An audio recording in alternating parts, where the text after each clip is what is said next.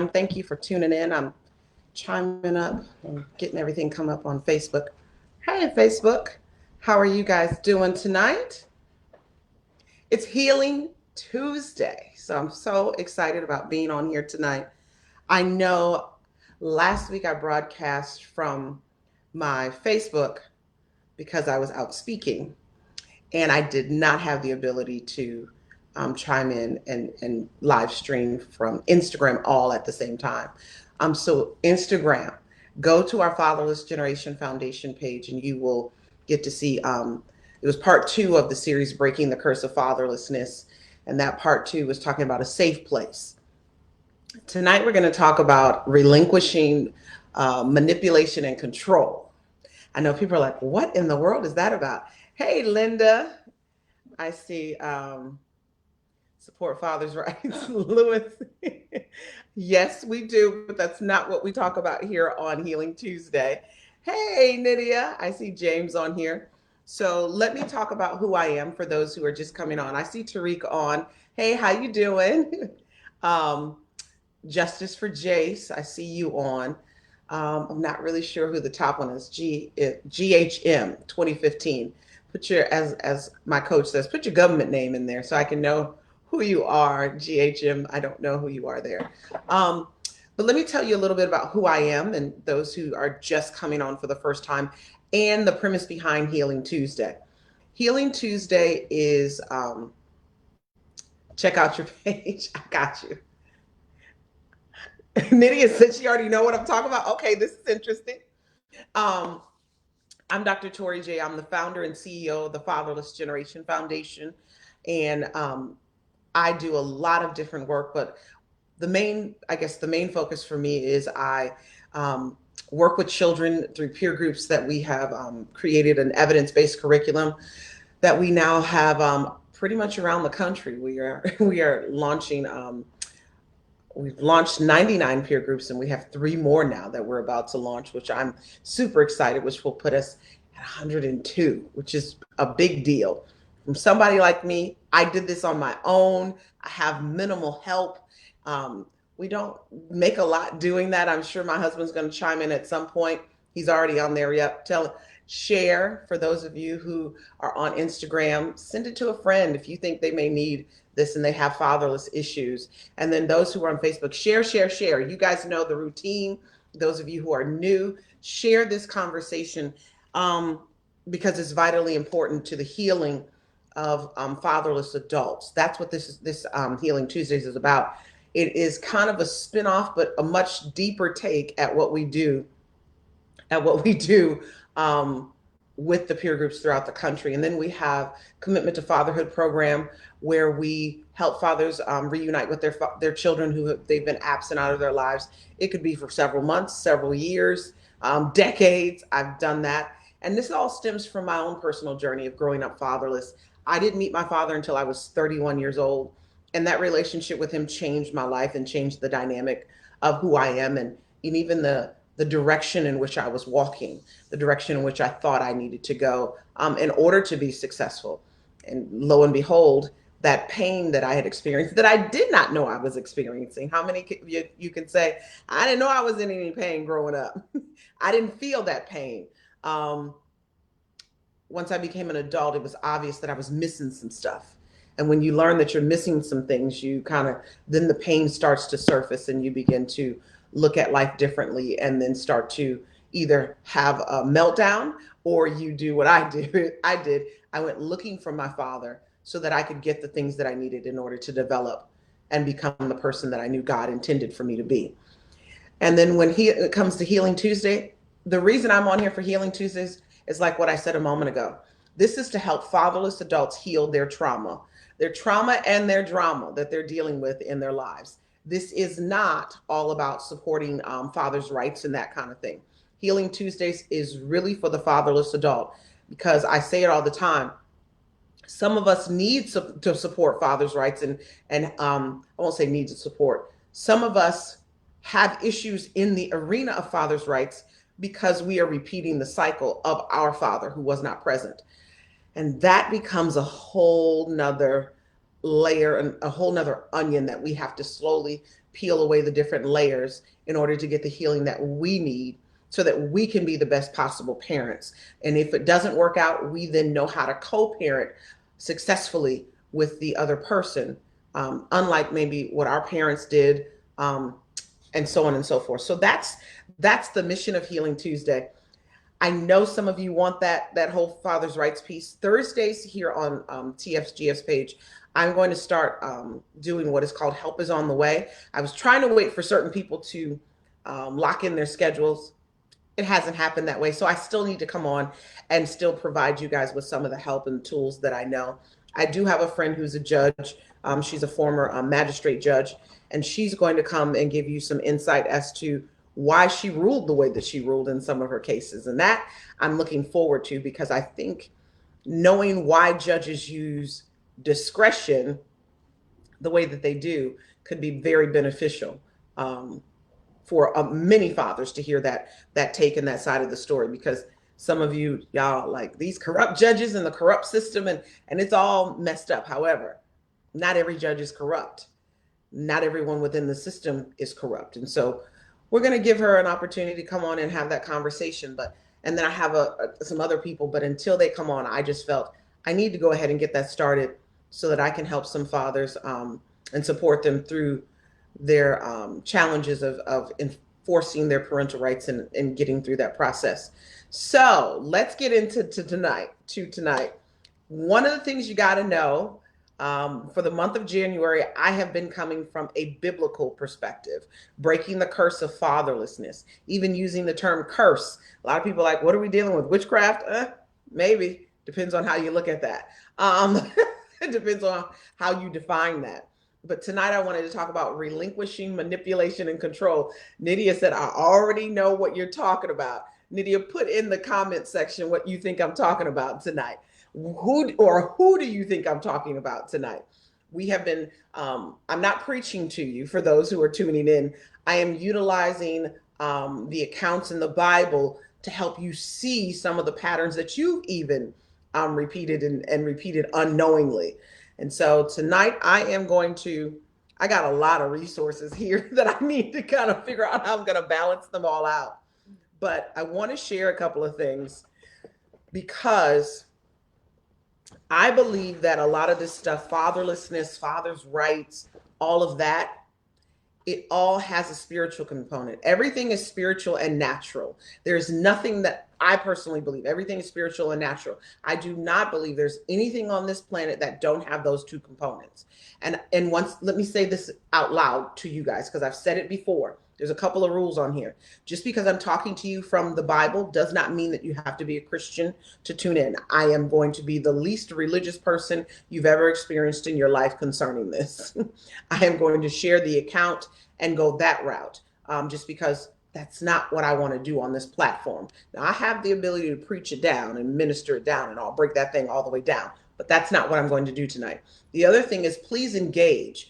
Engagement is vitally important, because I don't know all of the answers, and I'm not pretending like I know all of the answers. So there are conversations that will happen in the comment section that will help some other people heal. I may not say it the right way, but there's someone in the comment section who will always get it right and always say it, maybe, or not always, but will say it in a way that maybe hits someone else to get them to a place where they find they have an aha moment, or they find the first step to their healing, or maybe they get healed, right? Because everyone's at a different place. We're not all just in the beginning stages, and we're not all in the middle. Some of us have already gotten to the end, and we're just looking for that extra push. So let's see what Nydia said.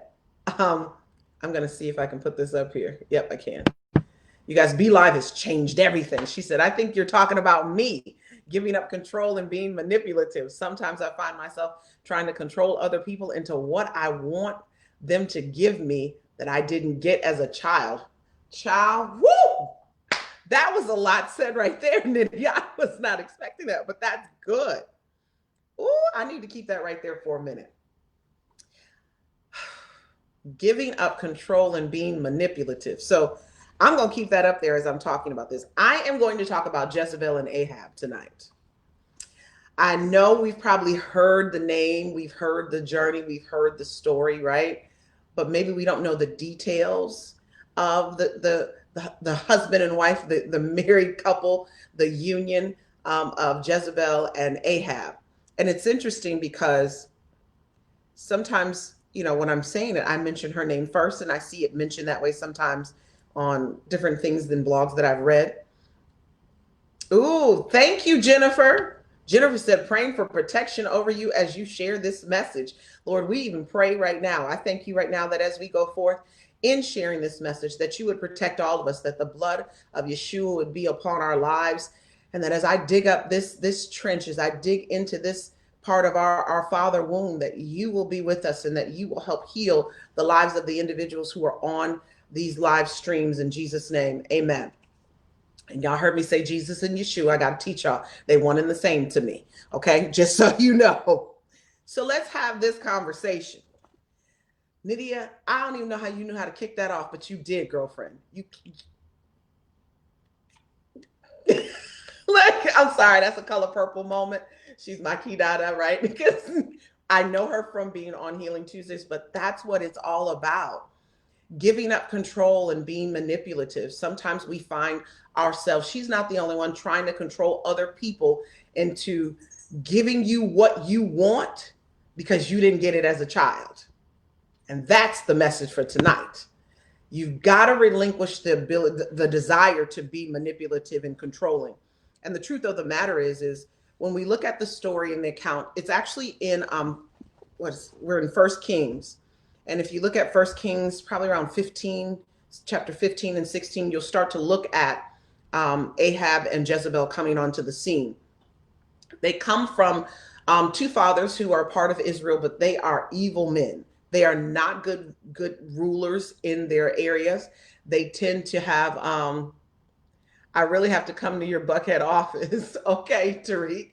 I'm not there that often, though. That's the challenge. You're going to run into one of my volunteers. But anyway, I've moved since then. But they find themselves being the lineage of what is considered evil. They did not rule according to how God had asked them to rule. They kind of stepped into some other things, got involved in some different things. And even when we talked about that safe place last week I talked about Samson and Delilah.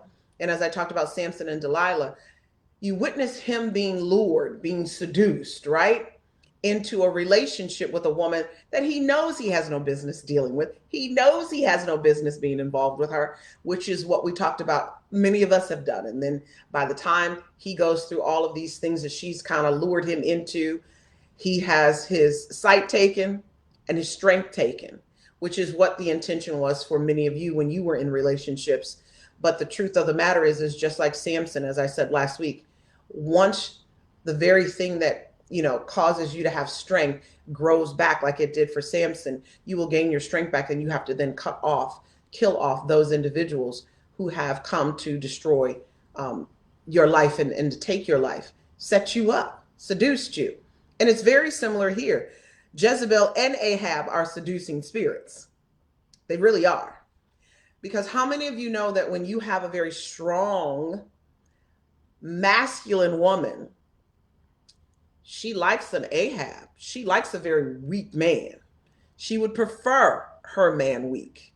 Why does she do that? Because then she gets to control and manipulate everything on the scene. I'm not going to ask how many of us are like that. I won't ask that question. I think I have tendencies like that from time to time. I do. I think I have the ability to control things, especially when they've gotten out of control. My natural instinct is now to control it because I don't like what happened in the midst of the situation when I relinquished control. I'm not a manipulator, but I do have control characteristics. I will be the first to admit that. So I have to watch that concerning my own personal life. But let me read this about, and so this is, I'm coming to my handy dandy book. Y'all like, what in the world? It's called Deliverance Manual. And this is a book y'all don't even want to know. My best friend finds me some of the best books that y'all will never even know where they come from.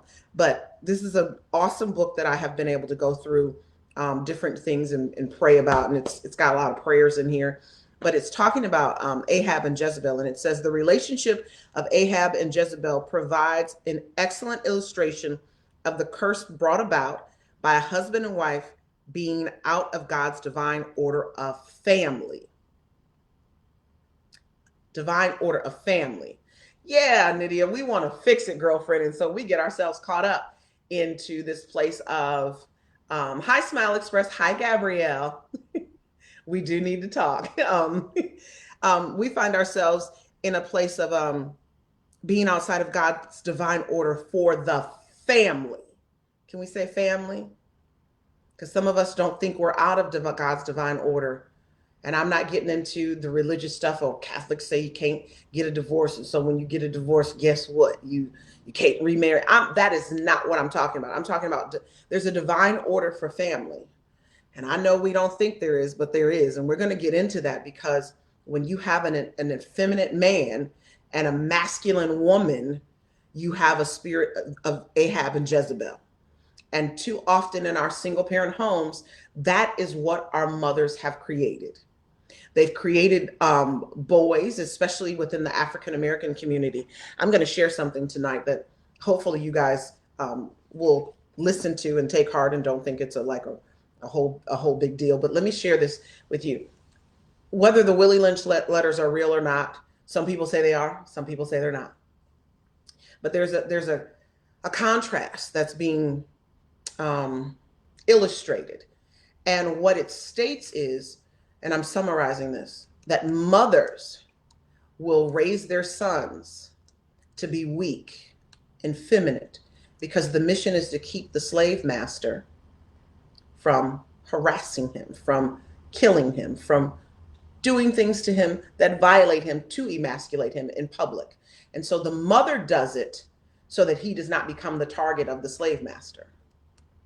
So then what the mother does, because she knows that her daughter's going to have to be strong, she's going to have to know that there's going to be a time where men are going to be killed in front of you. You're going to have to be in the fields. You're going to have to do all these things. You may lose your husband to a sale. So now we raise our daughters to be strong. That's how that looks, right? And when you do that, whether these letters are correct or not, I think even if they're not, it is the great psychological trip that has been played on African Americans in ways, and I will even say Hispanics, black and brown individuals. All of this plays out for them. So then what you create is an effeminate man and a masculine female, because the goal is to protect the young man and make the woman strong. How many of you were raised by a strong mother? And I'm not even getting into the strong black mom. I'm talking about a strong mother. How many of you were raised by a strong mother, whether she was single or whether she was married? Because sometimes we have moms who are strong and they control and manipulate our fathers, and we see it. How many of you had that? Put a 1 in the box if you had a mother who was really strong, and whether she was single or married, she overpowered and she ran everything. If you had a mother who was really strong in that way, put a 1 in the box. If you didn't have a mother and she seemed to kind of just go with the flow and play her role in God's divine order, I'm going to call it that tonight. Don't get touchy, y'all. Put a 2 in the box. Nitty said, yeah. And once again, this is engaging. Nitty put a 1 in the box. If you had a mother who was a single mother or a married mother who you watched control everything, maybe manipulate your dad. And some of you men had that and you didn't like it, but you then attracted your mother and now you're in a situation. And then 2, put a 2 in the box. If your mother, she knew her role and she played that role. And I'm not just talking about staying at home. I'm talking about whatever that role is that the parents came up with. She knew her role and she played it. Put a 2 in the box. It's counterproductive and throws the balance of man and woman, the yin and yang, off. Yeah. So Jennifer had a mother who played her role according to whatever that was that they the family stipulated, or whatever that vision was for the family. Jezebel doesn't play her. No, she don't play that part, because Linda had, okay, good deal. So Nitty and I, we got strong mamas over here who, okay, John had a mother who controlled and manipulated as well. I watched my mother do that. And I don't know if we do it intentionally. I think I'm going to tell you something right now. Fathers, this is a tidbit for you. Little girls come out the womb batting their eyelashes, goo goo and gaga. Might be why we say dad first. That's to manipulate you off the rip. We come out manipulating. think it's part of the curse from the beginning, Adam and Eve. I think it comes from that. But we come out that way. And every young woman needs a woman to yank this out of her. If she does not have a mentor, if she does not have, like if the mother is that same way, she's going to be that. But if she doesn't have a mentor in her life who can show her that, she's going to always be that. Okay, Jennifer said, and one, not my mom, but with a significant person that directly impacts my family. I got you. I know what you're talking about. Yeah. And so that, little girls come out that way. Little girls come out ready to manipulate you. Honestly, I think it's more prevalent now with the shift of things and feminism so strong. Absolutely. We're going to get into some of that as well. So I want to talk about, I want to read this particular thing, this paragraph that I wrote down as well. God puts the greater burden of responsibility on the men, not the women. If the men were not Ahabs, and were in fact priests and heads of their homes, then the women would not be Jezebels.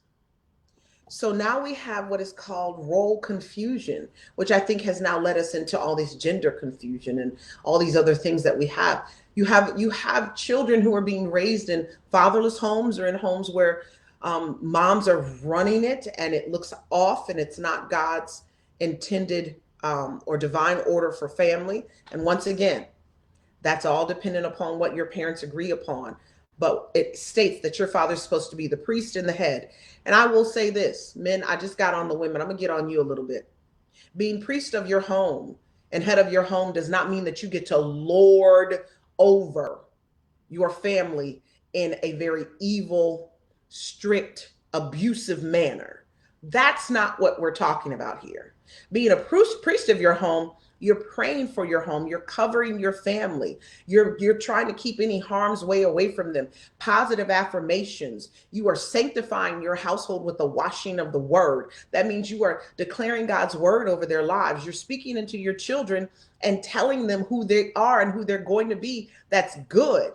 I hate when people say, oh, they terrible twos, or that's just a bad little boy. Well, no wonder he acts so crazy. Like no wonder she's so crazy. Oh, she fast. Remember back in the day? I'm telling my age on that one. She's fast. Now we can't even slut shame. You can't even tell a little girl, go sit down, you being fast. Because that's slut shaming. Change of the times, as they call it. So a man is supposed to have more responsibilities. God has given that to him. And when those roles are reversed and you have made your wife the priest of your home, you start to create role confusion, not only within the marriage, but within your family. Your children are confused about what is a man supposed to do and what is a woman supposed to do. And I know one of the things that was just said by John, we're not talking about feminism here. I'm not talking about, oh, you're supposed to be barefoot and pregnant. There are natural roles that happen in a marriage. When I got married, there was natural things that I just did that my husband and he just naturally does. That's just how it works. And I'm not talking about cooking and cleaning because we both throw down. It just depends on the day and what we want to eat and who cooks it the best.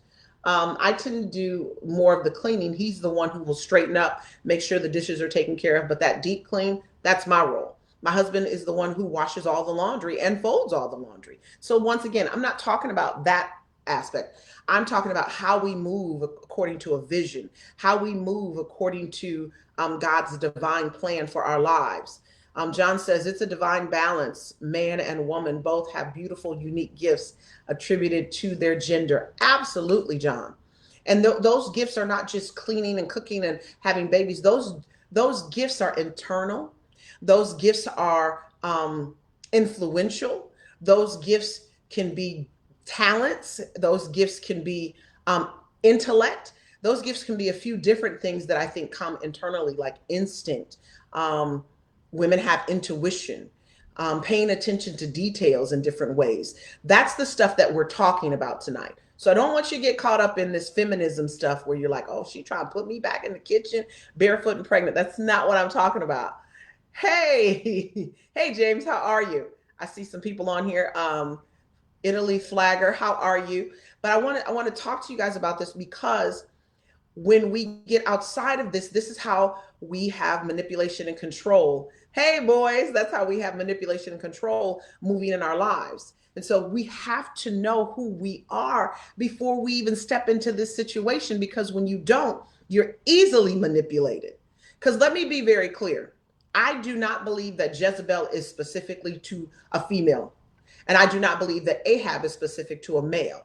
We have crossed these genders and confused these roles so much. And when a mother is raising her daughter to be masculine and her sons to be effeminate, then that means that those things can flip flop just the same. So you can have both as a female and both as a male, because you're male and female in these very weird ways because of how you were raised. John says your clarification is on point and some need to hear it. Thank you, John. I think we get so caught up in what we see on TV, right? And then, from back in the day and how our grandparents lived. And that's not necessarily always God's divine order in what things are supposed to be and how things are supposed to move and function. We have to know each other's strengths and weaknesses even before we get married. And those things evolve once you get married. You get to see a person's strengths even more as theory becomes practice, right? So I'm a chemist by trade, and so you go into the lab to actually practice what you learned in theory in the room, in the classroom. And sometimes stuff blow up because you didn't put it in the bottle right? So I actually have a scar. It's kind of faded here quite a bit, but I got that scar from working in the lab one time, and I put the acid in the water in incorrectly, and it shot up out the glass. And so that's what happens in your relationships when you mix things incorrectly, and you then begin to you have to try these things out in your marriage, because when you don't, you're going to find yourself shooting stuff out of the glass, having an argument, having a moment where it does not work properly. Tariq said women have always had different roles in life. Absolutely. However, we've moved into a time where both are fighting for the other one's role. And then we get out of this divine order and we find ourselves dealing with Ahab and Jezebel. So let me read this other thing that I wrote down here. Do you have, this is a question. This is a question, and this is a good place to have this question. Do you have more than the unusual problems in your finances, your housing, and your family? Do you move around a lot? Does your money doesn't make sense? Like, you make this amount, but somehow you always got this amount, and it doesn't make sense how you only have this amount after you was just paid this amount. And I'm not talking about bills. I'm talking about it just does not feel right. It does not look right. It says, this may be the curse of an improper family structure. I was sharing this with someone the other day at church. We found a church home here that we've been hanging out at, and it's pretty awesome. I enjoy it. We were talking about, one young man was sharing how he grew up in a situation where just money was always an issue in his home. And I said, money wasn't an issue, but my mother acted like it was always an issue. So I became afraid of money. And then he became not frustrated, anxious about money. And so when you become afraid of money and anxious of money, how many of you know money don't tend to show up and hang out with you that often, right? And I know you guys are like, what? So I remember watching this video, and this young lady, she was from Africa, and she was talking about how her father had a business, and in having this business, every time they would make money or whatever, he would bring it home, and just, it would be ones, maybe 100 ones or whatever. And he would put them on the table for them to get comfortable with counting money and having money in their hands. And she said, money just shows up for me. Money's my friend. I'm comfortable with money. I don't have issues with money. And she was just doing all this stuff. And I'm like, oh, I'm not that comfortable with money. That's an improper family structure, because I watched my mother, although she made pretty decent money, we weren't poor. My mother acted like we were poor because of her background of growing up impoverished. And so then I moved. I know y'all like, Tori always look like she got money. I just tell y'all that's the residue before it hits, because I'm working on my mindset concerning money. And I know who God has called me to be. He's called me to be a lender and not one who borrows. He's called me to be that. But I still have debt. And I don't understand where the debt comes from sometimes. I'm like, how did that happen? That's the stuff I'm talking about. I see Shay on here. She said, absolutely. Steve says, okay, I'm going to put this up on here. Steve said, God molds us into one flesh. That's the process of becoming one. Hashtag process all day. That's the P word we do not like. That's like a cuss word, Steve. Um, that is truly a cuss word. Evening, Shay.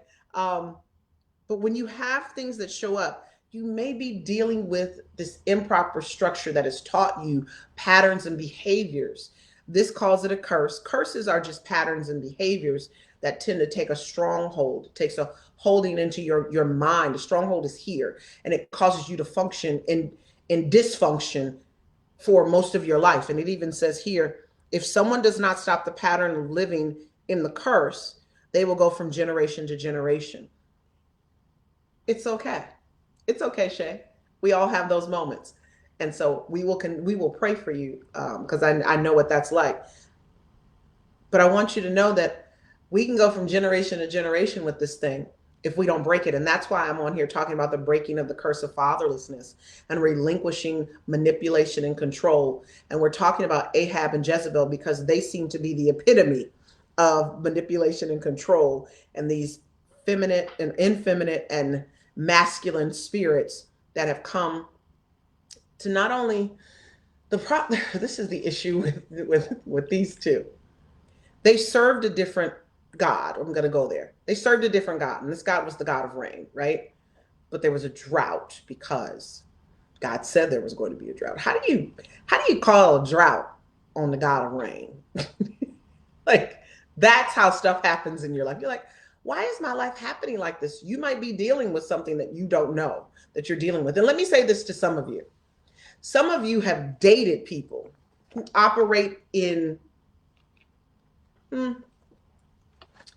dysfunctional, evil, malicious spirits. And so the things that they've said out of their mouths concerning you has caused you to have drought in your life. And as I was preparing for tonight, I heard that as clear as day in my spirit. And trust me, I trust what I hear. That's my number one thing for 2020. Never let somebody tell me what I know to be true ain't true. I'm not doing that anymore. I trust what I hear. And so some of you have people who've just said things, oh, they ain't never going to be nothing. That could be your parent message or an ex-wife who said some negative things, or an ex-husband.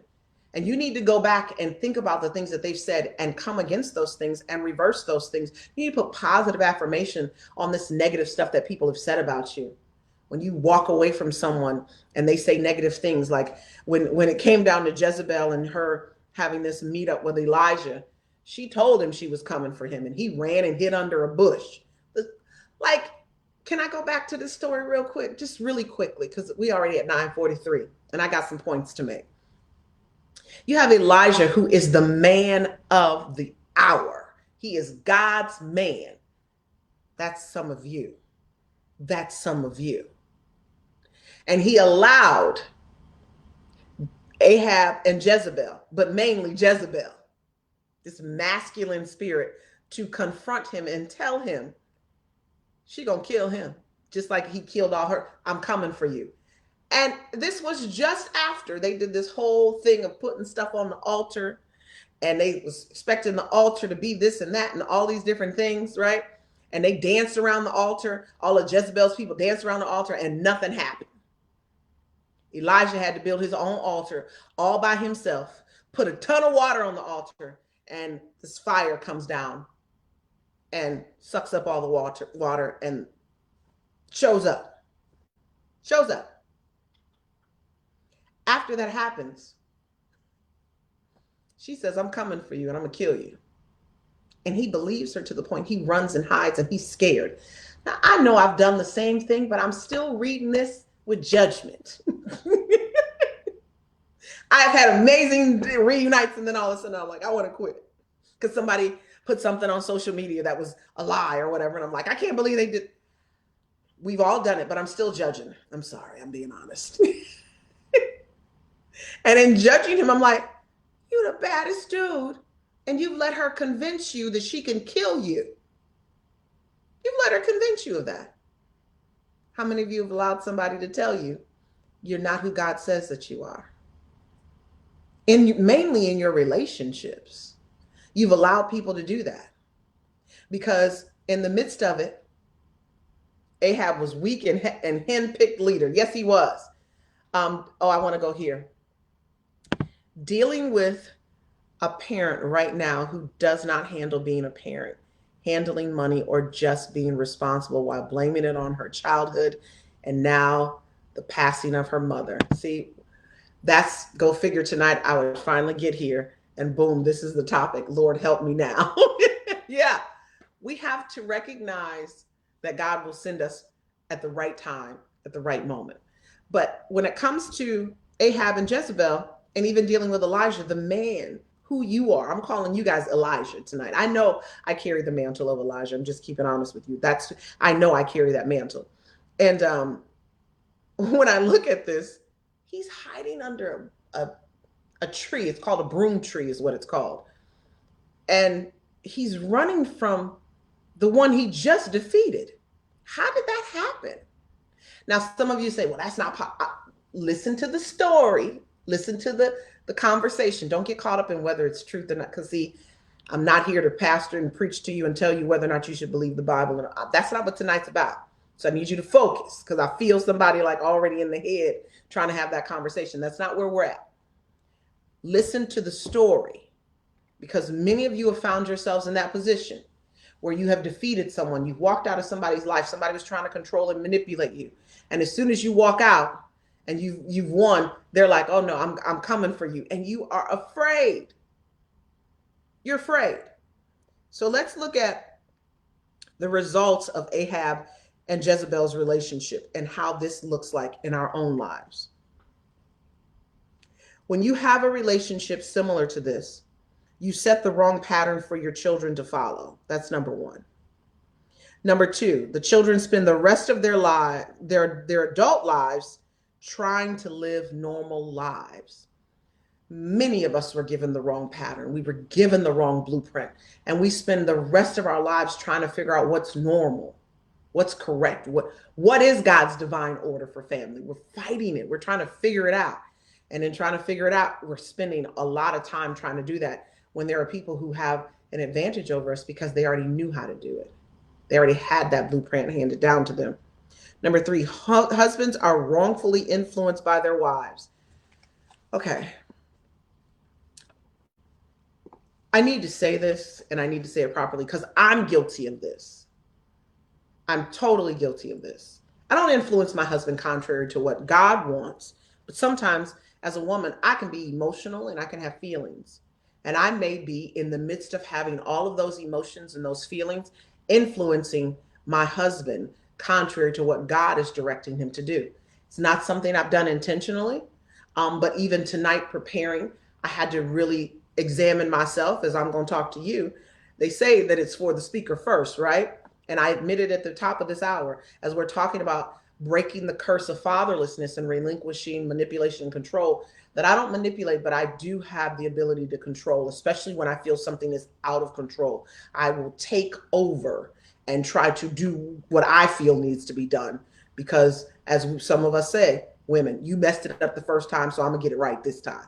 And how many of y'all know sometimes it still don't go right when you take the reins, because it wasn't yours to take the reins over in the first place. So I'm going to own my part and tell you that I don't intentionally wrongfully influence my husband as Jezebel did, but sometimes my emotions, I have issues with emotions, okay? We as women have feelings, and we have a lot of them. And if we're in a certain time of the month, or we had a certain type of day, then our feelings can come out, and we want our husbands to do very much so how Nydia said, I need you to do for me right now what I didn't get in my childhood. So I may need you to hold me, whatever that moment is. But he maybe God told him to go do something else at that moment. So now I'm gonna say I've influenced him to do something else. Listen to me, because a lot of this isn't intentional. It just happens to be habit. Can we say that right now? Some of the stuff you're doing isn't intentional. It's just habit. It's how you were raised. Manipulation, habit. Habit. You're not manipulating. Well, some of you are. I'm not. I caught that in my spirit. Some of you are manipulating men and women on purpose, leading them down a trail that you know is nothing but destruction. You are. Some people don't do it on purpose. It's habit. It was how they got what they wanted from their father when they were growing up. It was how they got what they wanted from everyone around them. They manipulated them and they controlled it. And so, therefore, it's habit. They don't know how to break it, they don't know what to do. Each generation is constantly starting over. That was never God's intent. No, Steve, it was not. Shay said right here, she said, I thought I had it all in place until recently. As I have said before, my mother and I were not on good terms, and I stepped up and set boundaries. My grams passed on the 8th of December. Oh, I'm sorry, Shay. And now it has allowed my mother to drag me back into her toxicity. We're going to pray for you, girlfriend, because we've already talked about what that's like and how that just, it breaks our hearts, especially the mother-daughter relationship. I'm having to talk to my mother in this season because my aunt, my mother's baby sister, is, in hospice, and there's things that are happening, and I need to have an up-to-date, like a day-to-day up-to-date, like what's going on with her. So she's officially unblocked on my phone. Although she's always been able to get me on my computer, but I need to have that conversation. Shay has been on here, and when we talked about toxic mom, we did part 1 and 2 because that conversation was so intense from the male and female side that we needed to have a part 2. And it's not that I don't love my mother. I honor my mother from afar. So be very clear before y'all get on here and be like, she a minister and she'll talk to her mother. You have to know boundaries. And until I am able to navigate my relationship properly without responding negatively or in an improper way, I just have to set boundaries. And those boundaries are, she has an iPhone. My computer is available to her to FaceTime as well as to email me. But just to call me on the phone, that was kind of like, nah, not right now. But I get it, Shay. Those moments draw you in, and they create, they open you up. When they draw you in, they open you up, hoping that it will be different, and you get sucked in a different kind of way. So I will definitely put you on the prayer list. Let's see. Oh, Steve said, I appreciate your transparency. She said, I agree with the habit part, but dang it, I thought I had broken that habit. Exactly. We get triggered still, y'all. Sometimes we have, but the moment will trigger us and we'll fall back into it. You just got to snap out of it, right? You just got to get out of that moment. And don't beat yourself up over it. Don't beat yourself up over it. Number 4, I'm going to get back to these results. Number 4, husband let the wives do their jobs. So daddies and husbands and men, some of you were raised in single moms homes, mom in single mother homes. I'm sorry, let me say this right. And so you used to a woman doing it all. Your mama, she went to work, she cooked you dinner, she loved on you, she was at your basketball games, your football games, all your games, and now you expect a woman to do all that stuff, although it was dysfunctional. It's like that commercial back in the day. I can bring home the bacon fried up in a pan and never let you forget that you a man. Your mother did all of that stuff for you. You wasn't even her man. You turned into her man. And you didn't realize it until you were an adult. That's another part of the Jezebel spirit. The son becomes the mother's boyfriend, unbeknownst to him, because he is now the man of the house. And he thinks that's cool until it ain't no more. And that's a part of breaking the curse of fatherlessness. You have to understand your role as the man of the house at 10 was out of order. It was out of God's divine order for the family. You don't even know what it's like to be a man. Come on, Nydia. Nydia called it, for those of you who can't see, emotional incest. I ain't even mad at you for that. I'm not even mad at you for that right now. That's a message in itself. We could have that conversation on a whole nother day. Number 5 here. Ahab men are weak spiritually and may even be evil. Some of y'all are dating men who y'all think is cool in the dating process because, he just do everything I like him to do. Before you know it, you get married to him, and he gonna do everything you like him to do because he's weak, and he's allowing you to do that because he doesn't want the responsibility. And then that becomes frustrating in your marriage because he's an Ahab, which then causes you to be a Jezebel. Ahab, number 6, Ahab men turn away from their families and God to achieve satisfaction in other things such as drinking, women, and money. So when we're talking about drinking, that's a whole nother thing. Women, that's adultery, and money. So let's not call it money, let's call it career. Their job is so important and it's everything, and they're a provider, right? So that makes sense. But when that becomes their main focus and their main place of satisfaction, and coming home to you and your children is not, you in trouble. You're in trouble. You're in a situation with an Ahab. Number 7, we shift our blame to the other party. That's both parts. Jezebel shifts her blame to Elijah, and Ahab shifts his blame to Jezebel. No one's taking responsibility. Number 8, the women are placed in a position of priest and head of the home, which they cannot handle. Let me tell you something. I talk to women, successful women, all day long because I got a lot of successful friends. You know what we talk about? Man, man. Some of this is a little too heavy for us to carry at times. Sometimes we don't want to always have to work so hard and do this and pay this and do all that. Sometimes we just want to come home and be his wife and be a lady. Like, that's a part of it too. And once again, I ain't talking about cooking and cleaning. I'm talking about his wife on the inside, like sharing with him, having an instinct, praying over him, being like, sometimes that's all you want to do.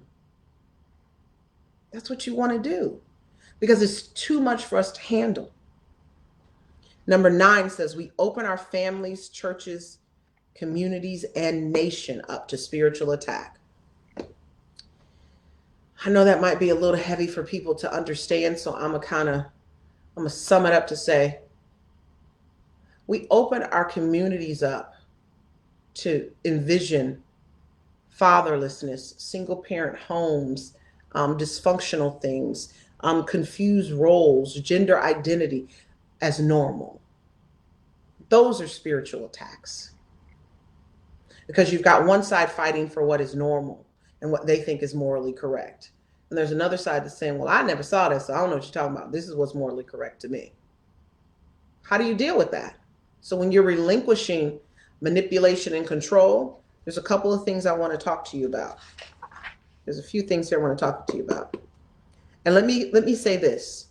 I want to read a few characteristics of Ahab outside of what we've already discussed. Few characteristics of Ahab: abdicating leadership, joblessness, aggression, lazy, leaving things of God to the wife, communication breakdown, lust of material things, conditional love, lack of confidence, childish behavior, liking sensual women. They love to be seduced. Misunderstandings, manipulating women, destruction of family, doubting their manhood. I'm like, I put check all next to that one. Emasculation, emotionally crippled. Separation and divorce is a characteristic. You're on a cycle. It's something you do. You've been married multiple times or you go through relationships constantly. Tragic mistakes, unemotional. Let's look at spirits of Jezebel. And even when I saw some of this, I thought about father's rights and parental alienation on this side of it. Some of it on the Ahab side, but the first one.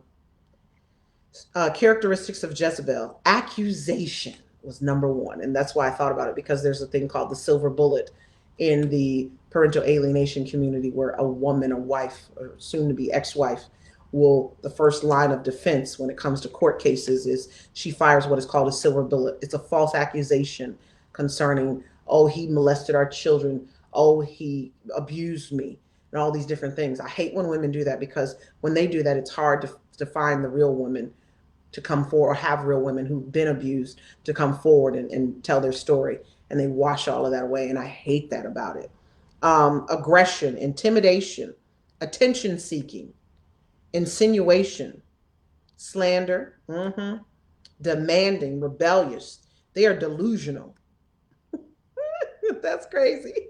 Brash and bossy women. How about that? That's a characteristic of Jezebel. She even lacks confidence, lawlessness, lazy, manipulative. And this is how these two are attracted to each other, because a lot of their characteristics are the same. Yeah, Catherine, correct. Catherine said it's like an alienator checklist. Yes, parental alienator checklist. That's what I saw when I read this. Exactly. Conditional love is over here. Ahab and Jezebel do not meet up accidentally.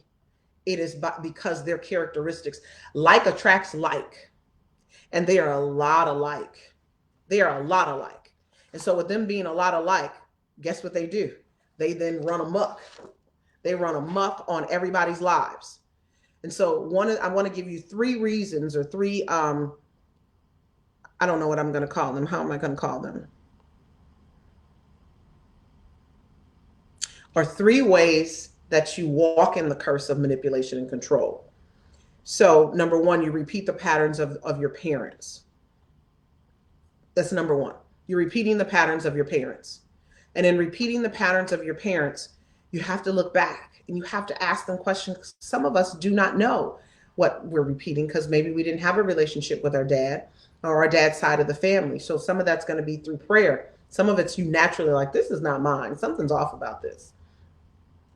We're repeating these patterns. These patterns have now become habits in our lives, and we have to get rid of them because they're dysfunctional. They are not helping us. They're catering to keep us in broken relationships, in dysfunctional relationships, in marriages and situations that are not in God's divine order. And so we're repeating these patterns.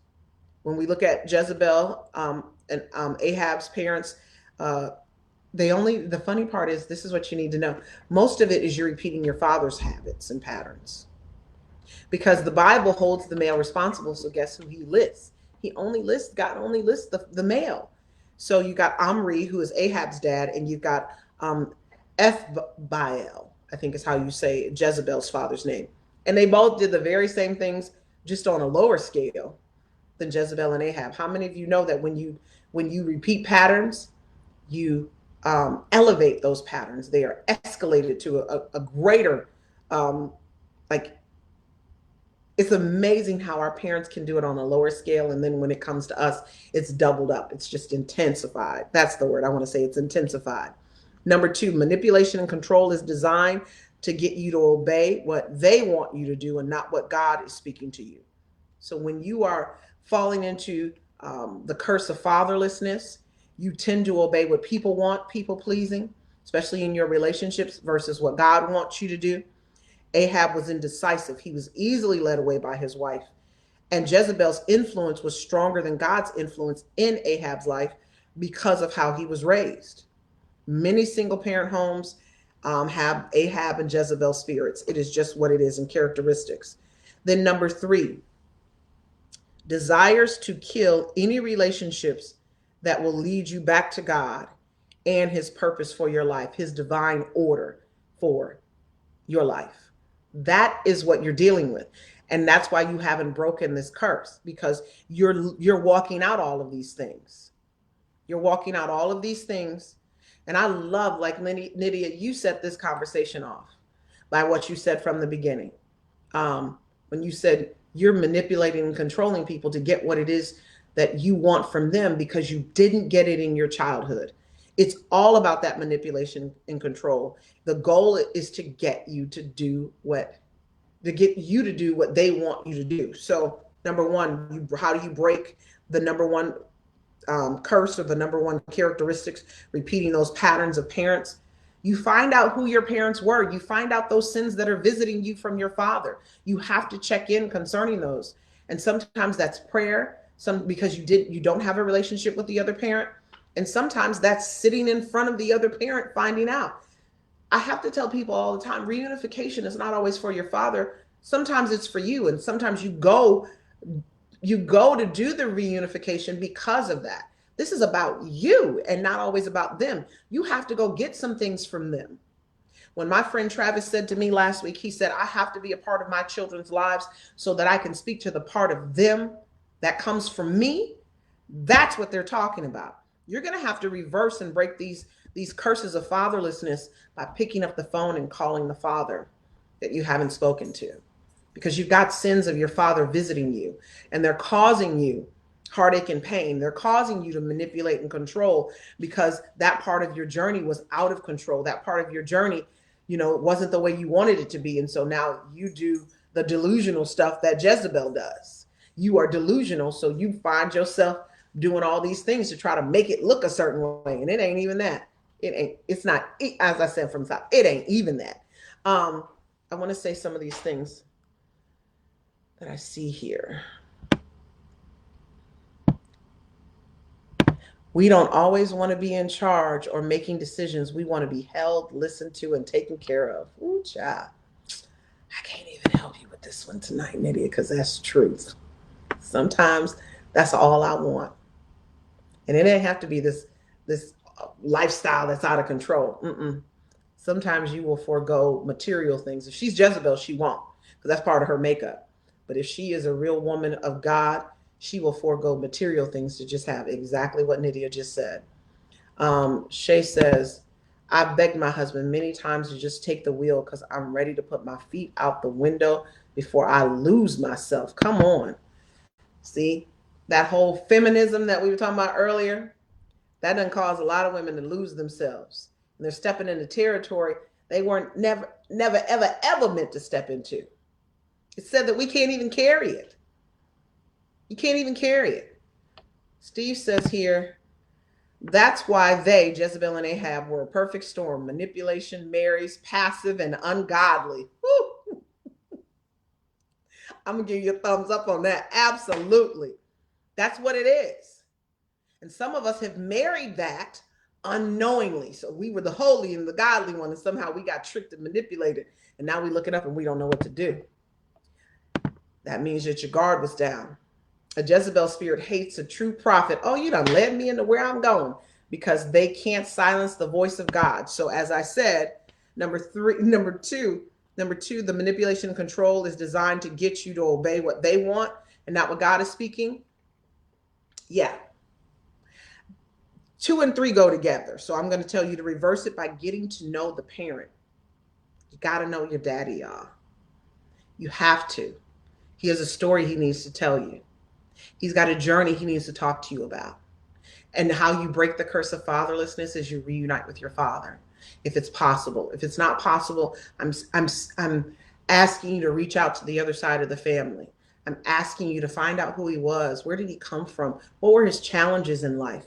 Because it's going to help guide you in ways that I know some of you are like, well, he was abusive towards my mother. I get it. But it doesn't mean he will be towards you. Stop owning your mother's emotions concerning your father, because there's things in him that you have that you need to understand by being in front of him, by sitting at his feet and learning what it is. And I hear y'all screaming, like, I can't believe she's telling me to do this. I am. And then going back to what Steve said, how you go back to obeying what God is speaking, and how you go back to having the proper relationships, godly counsel around your life, who can vet the person who's trying to come into your life to keep you on the straight and narrow, even when, like Shay was saying, I thought I broke that curse and now I'm triggered, right? But now you're stepping into it because maybe you're in a vulnerable position. Maybe a grandparent has died.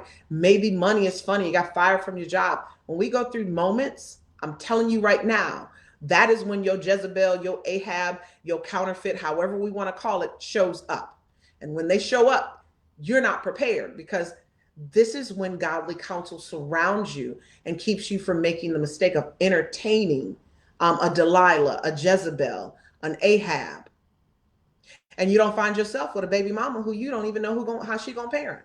Or a baby daddy, you don't even know his background and what his lineage is. And now your children have curses and stuff going all along with them that you didn't even know. They got alcoholism in their family. He got 2 crackheads and drug addicted people in his family. He got people in his family who've been incarcerated.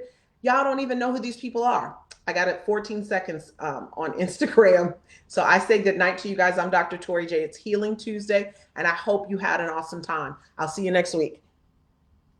Sorry, you guys, I had to end that video over there because that's the crazy thing about Instagram. They only allow you to go an hour exactly.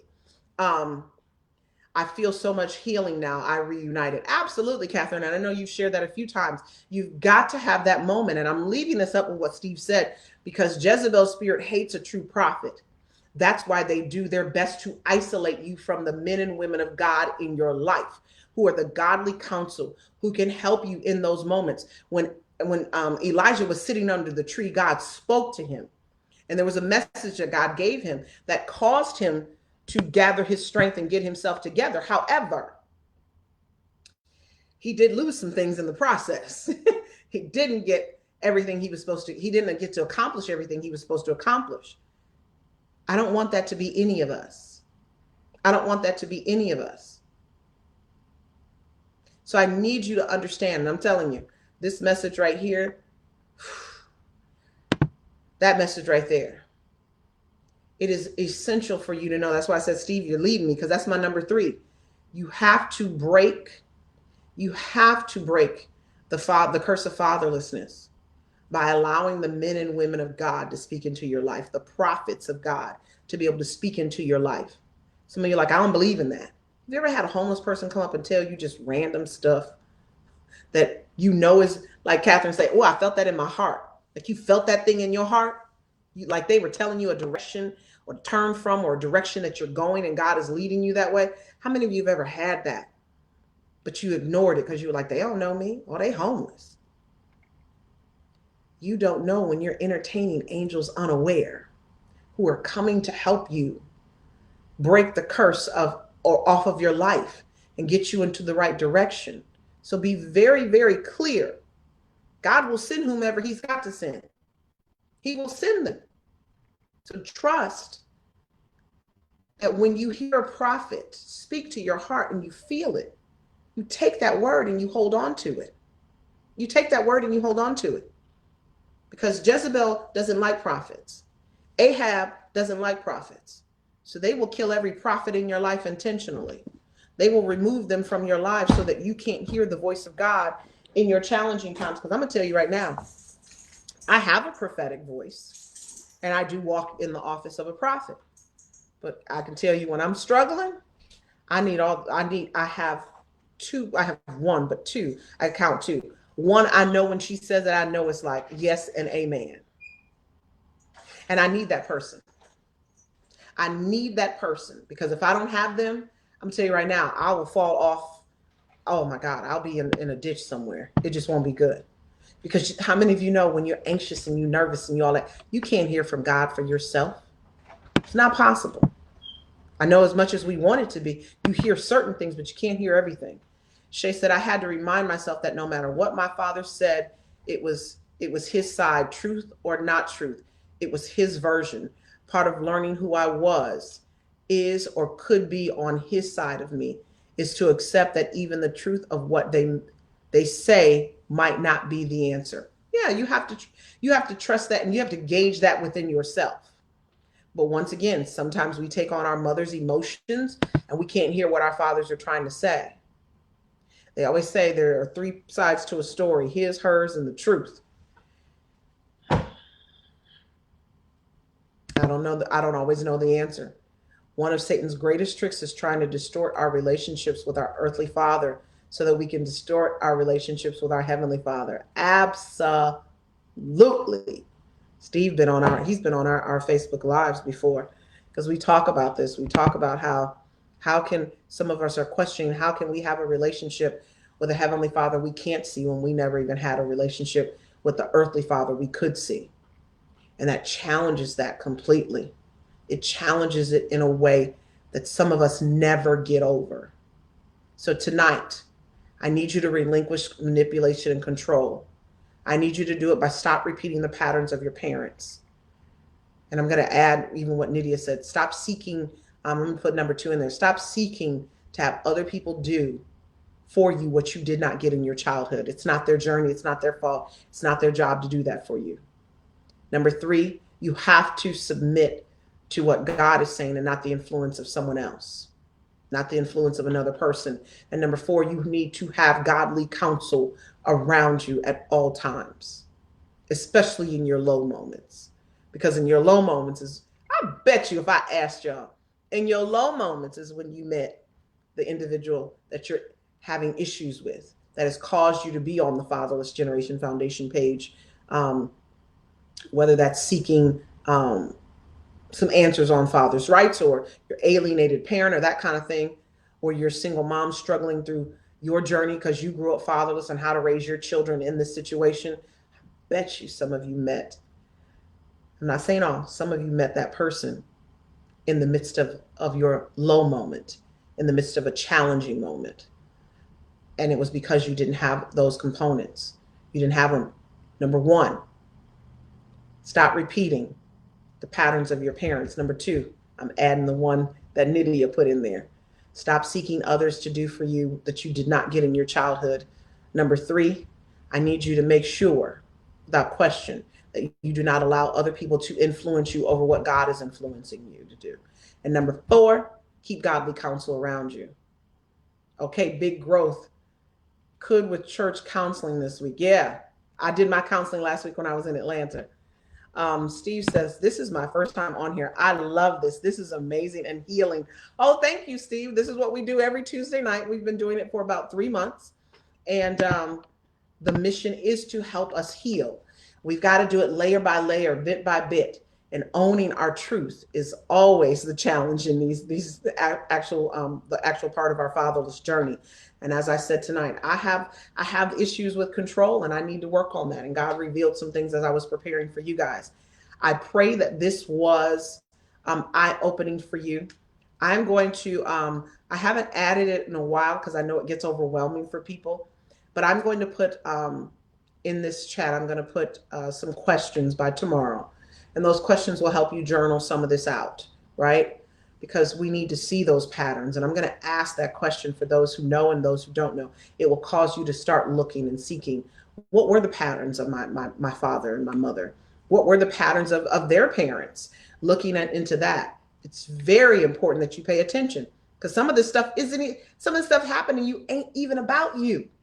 It's been in your family for, child, since your family was even hit the earth, and you think it's about you, and you've made it emotional, and you've made it about that.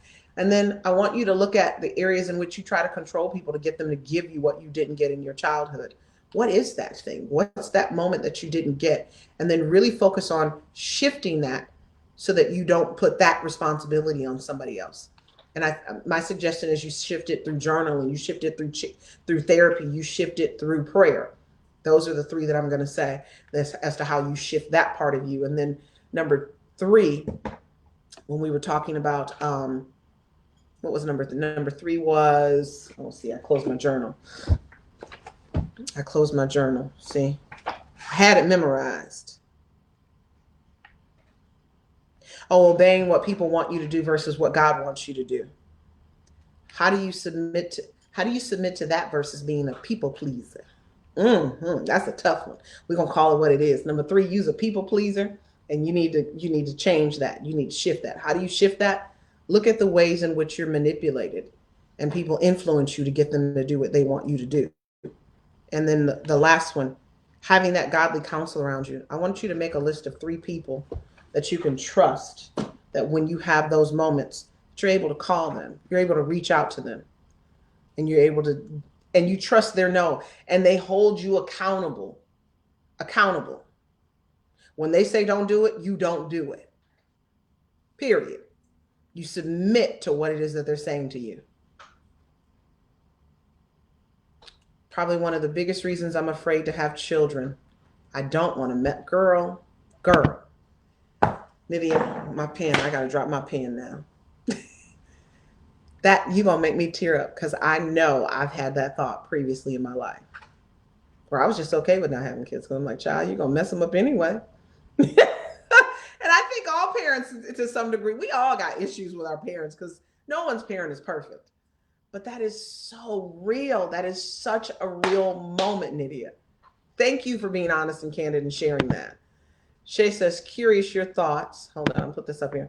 Your thoughts about those who take what they didn't get as children in their childhood and try to give it and force it towards others, like a child who never hear I love you, but the adult,